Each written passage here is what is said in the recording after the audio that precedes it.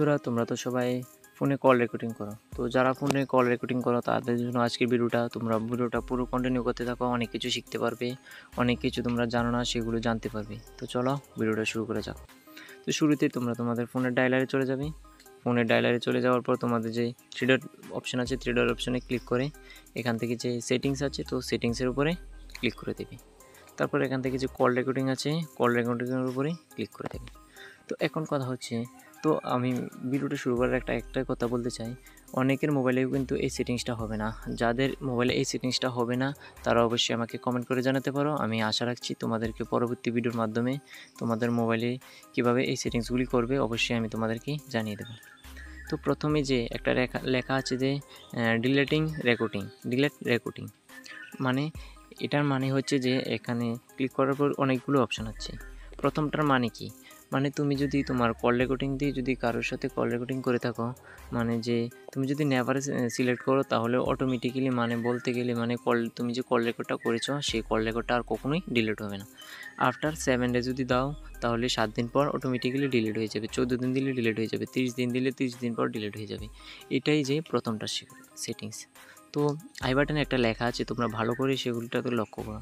লেখা আছে যে call recording will be suspend if your phone runs out of storage, মানে তোমার ফোনে যদি স্টোরেজ একটু যদি জায়গা খালি না থাকে তাহলে কিন্তু তুমি কল রেকর্ডিংটা করতে পারবে না। তো অবশ্যই কল রেকর্ডিং করার জন্য অবশ্যই কিন্তু তোমার স্টোরেজটা খালি থাকতে হবে। তারপর এর নিচে একটা অপশান আছে যে অটোমেটিক্যালি রেকর্ড আননোন নাম্বার। এটা যদি তুমি এখান থেকে অন করে দাও, মানে আননোন নাম্বার থেকে যখনই তোমার মোবাইলে কোনো কল আসবে তাহলে অটোমেটিক্যালি সেটা কিন্তু রেকর্ড হয়ে যাবে। তো এখন কথা হচ্ছে যে তুমি যে তোমার মোবাইলে যে নাম্বারগুলো সেভ করে রেখেছো, সেই সেভ করা যে নাম্বারগুলো তুমি কিভাবে রেকর্ড করবে।